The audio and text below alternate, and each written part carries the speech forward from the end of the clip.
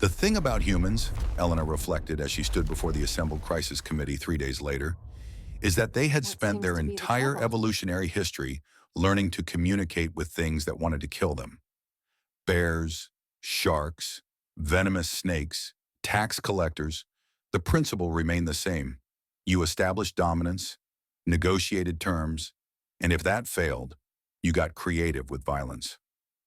Dr. Vasquez, Ambassador Carthan's voice carried the strained patience of someone watching their worldview collapse in real time. Surely you cannot be serious about this proposal. Elena gestured to the holographic display showing her team's analysis. The void swarms aren't mindless destroyers.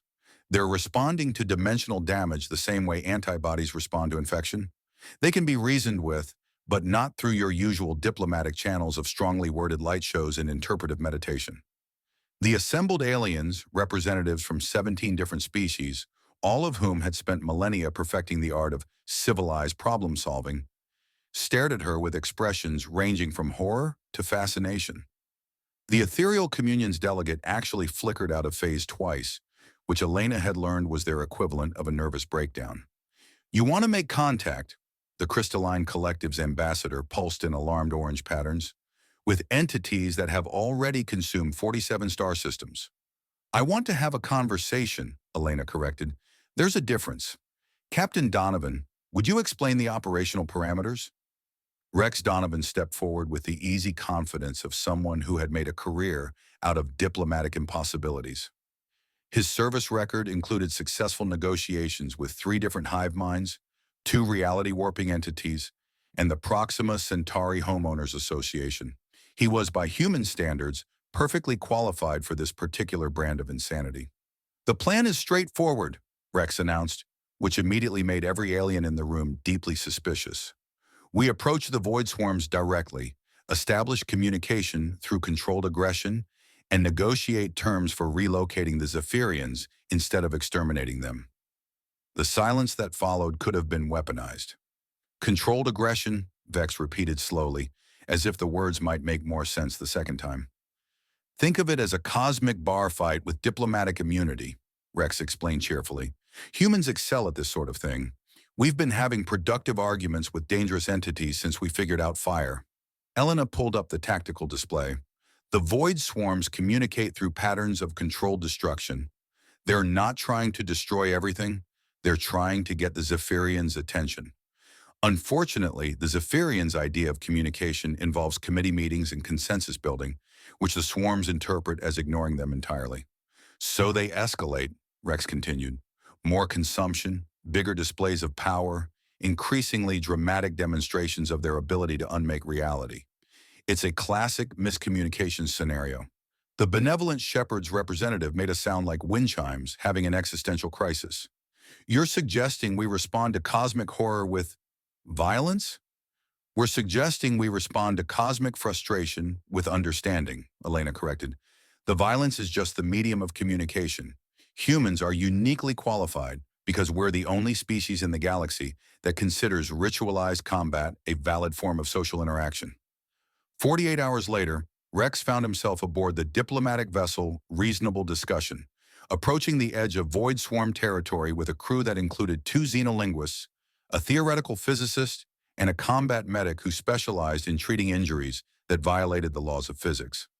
The first void swarm they encountered was roughly the size of a small moon and appeared to be made of crystallized malevolence with a minor in dimensional mathematics. It immediately began what Elena had termed aggressive posturing, reality warping displays designed to demonstrate superior firepower and cosmic authority. Rex responded by having his ship perform a series of precise maneuvers that would have been suicidal for any sane species. They flew directly through the entity's energy field, executed a barrel roll that technically occurred in 4 dimensions, and then came to a complete stop exactly 1 kilometer from what appeared to be the swarm's primary consciousness node. The void swarm paused its reality warping demonstration. Contact established, Rex announced to his crew. Beginning Phase 2. Phase 2 involved what humans diplomatically called showing respect through mutual combat capability. Rex's team began systematically demonstrating human military technology, not as threats, but as credentials. They showed they could manipulate matter and energy, that they understood dimensional physics, and most importantly, that they could fight back if necessary. The Void Swarm responded by manifesting smaller entities that engaged the human ship in what could only be described as a carefully choreographed dance of controlled violence. Neither side attempted to cause permanent damage. Instead, they tested each other's capabilities, reflexes, and tactical thinking. After 6 hours of what the mission report would diplomatically term kinetic cultural exchange, the Void Swarm suddenly stopped attacking and began projecting complex mathematical patterns directly into Rex's mind. "They're talking," he announced, blood trickling from his nose as his brain processed concepts that weren't meant for three-dimensional thinking. "And they're annoyed. Really, really annoyed." The conversation that followed would have been impossible for any other species in the galaxy. The Void Swarms communicated through controlled applications of entropy, existential mathematics, and what humans would recognize as the cosmic equivalent of aggressive hand gestures. Rex and his team responded in kind, using their ship's weapon systems to create precise patterns of destruction that conveyed meaning, intent, and surprisingly, empathy. The swarms had been trying to get the Zephyrians' attention for 600 years. The dimensional damage had been slowly unraveling the fabric of local spacetime, threatening not just the Zephyrians, but dozens of neighboring systems. Their solution had been elegant in its simplicity. Remove the source of the problem before it metastasized into something that could threaten the entire galaxy.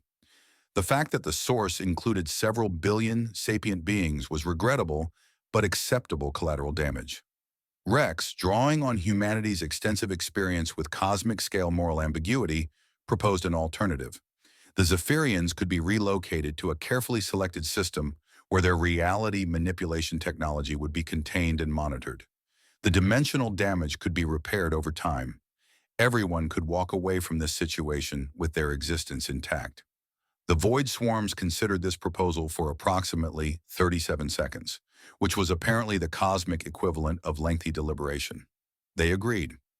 6 months later, Dr. Elena Vasquez sat in her new office aboard the GPI's Crisis Response Station, reviewing requests for human intervention in 3 separate impossible situations: the temporal paradox incident near Rigel, the sentient black hole custody dispute in the Vega system, the ongoing philosophical war between the quantum monks and the probability pirates.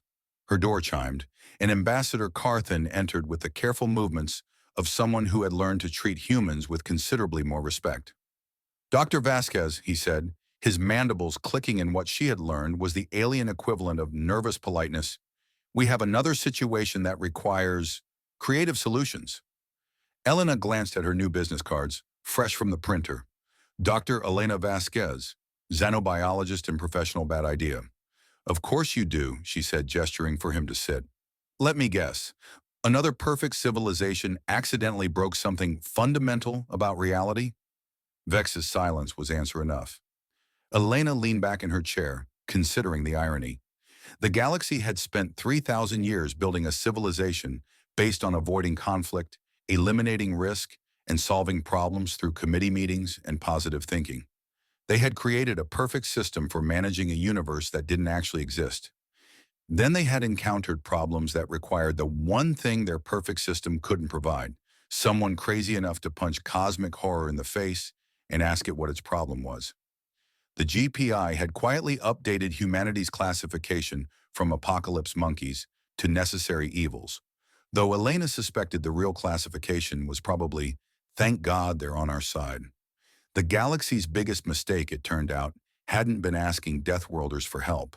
It had been waiting so long to do it.